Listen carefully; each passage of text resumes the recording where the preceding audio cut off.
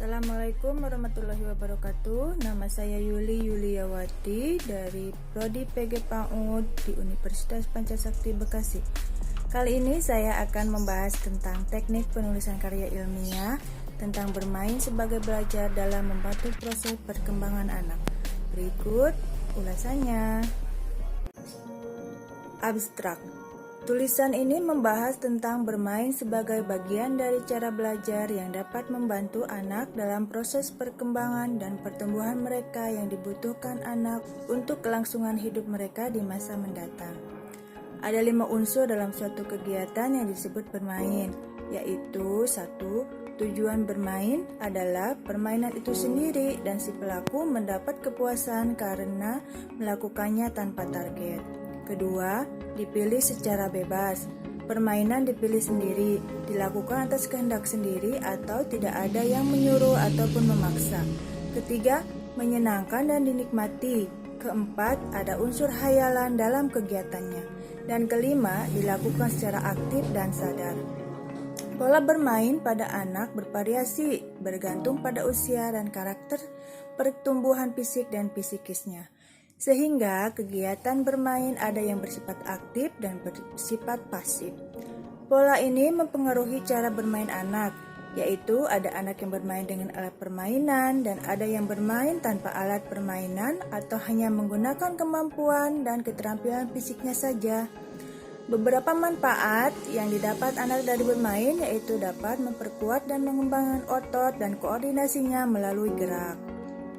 Dapat mengembangkan keterampilan emosi dan sosialnya, dapat mengembangkan kemampuan intelektualnya, dan dapat mengembangkan kepribadiannya.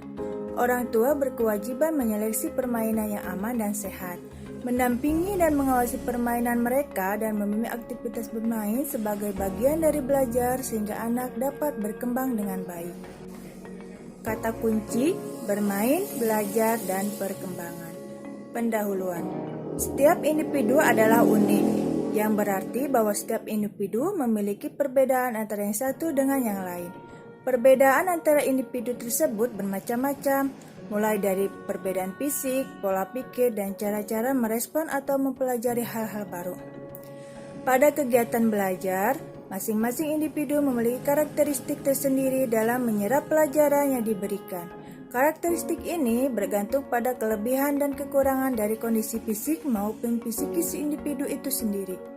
Oleh karena itu, dalam dunia pendidikan dikenal sebagai metode untuk dapat membantu dan memenuhi tuntutan perbedaan individu tersebut agar dapat belajar dengan baik sebagaimana mestinya. Negara-negara maju telah membuat sistem pendidikan sedemikian rupa sehingga individu dapat dengan bebas memilih pola pendidikan yang sesuai dengan karakteristik dirinya. Adapun di Indonesia, sekitar kita, seringkali kita mendengar keluhan dari orang tua yang merasa sudah melakukan berbagai cara untuk membuat anaknya mau belajar dan menjadi pintar. Orang tua berlomba-lomba menyekolahkan anak-anaknya ke sekolah-sekolah terbaik. Selain itu, anak diikutkan dalam berbagai kursus maupun les privat yang terkadang menyita habis waktu yang seharusnya bisa dipergunakan anak atau remaja untuk bermain atau bersosialisasi dengan teman-teman sebayanya. Namun, demikian usaha-usaha tersebut seringkali tidak membuahkan hasil seperti yang diharapkan. Bahkan ada yang justru menimbulkan masalah bagi anak dan remaja. Adapun cara belajar yang dimaksudkan di sini adalah kombinasi dari bagaimana individu menyerap, lalu mengatur dan mengolah informasi. Kita perlu menyadari bahwa anak bukanlah orang dewasa dalam bentuk mini. Anak adalah anak yang memiliki dunia sendiri yaitu dunia bermain. Oleh karena itu, jangan dipaksakan untuk bersikap atau berperilaku seperti orang dewasa. Tugas orang tua dan keluarga yang pertama adalah memperlakukan anak sesuai tingkat usia, tingkat perkembangan mental dan kebutuhan spesifikasinya. Dan yang kedua adalah membantu melejitkan seluruh potensi kecerdasan anak. Anak memiliki beberapa karakteristik yang harus kita pahami.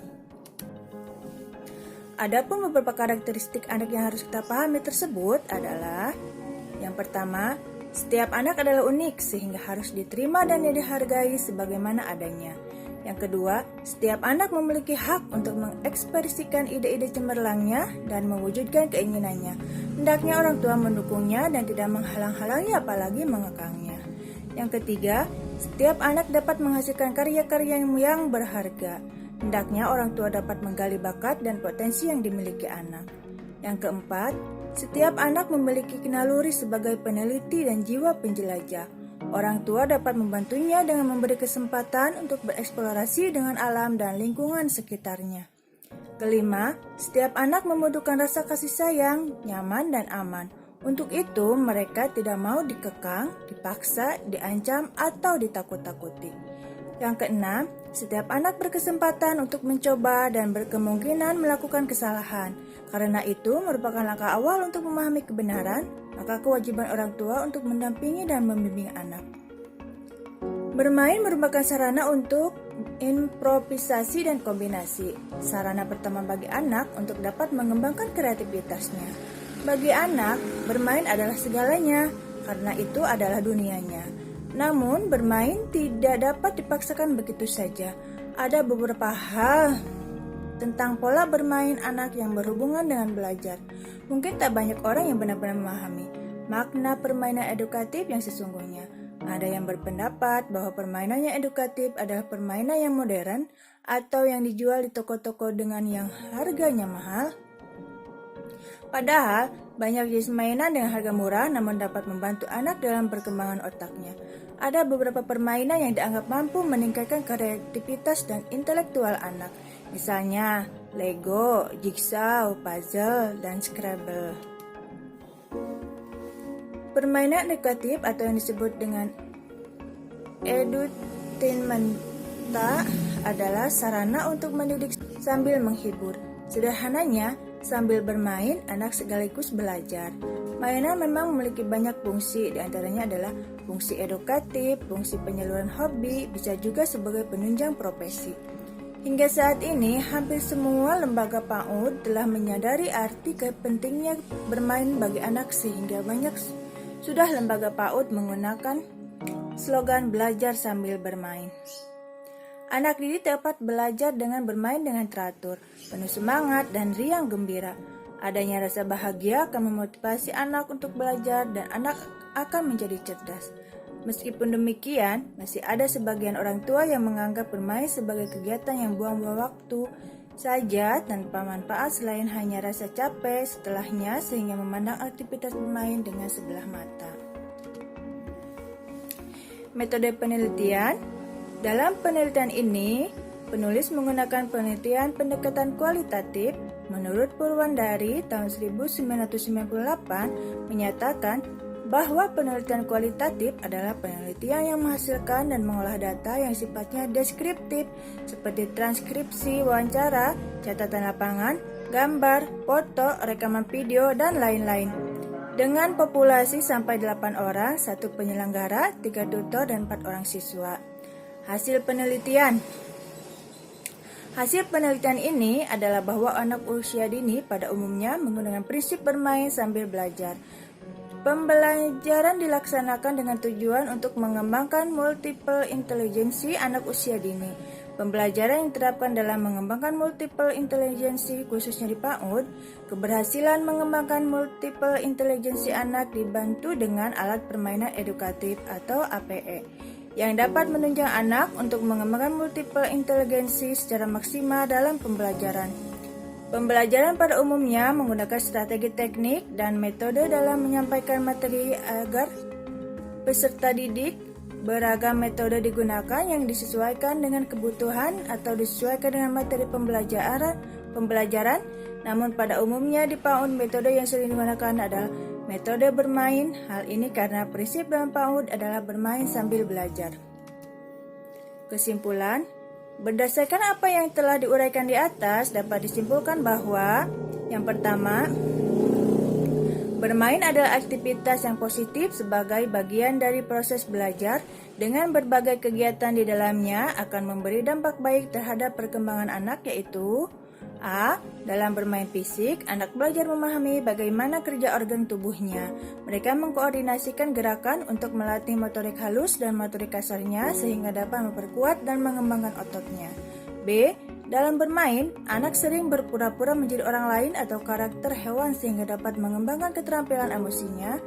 meningkatkan rasa percaya diri dan keberanian untuk berinisiatif serta belajar untuk berempati, melihat dari sisi orang lain. C. Dalam bermain, anak seringkali melakukan eksplorasi dan bertanya terhadap segala sesuatu yang ada di lingkungan sekitarnya.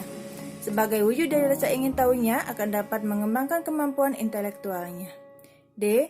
Dalam bermain, anak belajar menjadi dirinya sendiri, berarti peran sosial serta belajar mengambil keputusan dapat mengembangkan kemandirian dan kepribadiannya, serta menyadari kemampuan, kelebihan, dan kekurangan dirinya.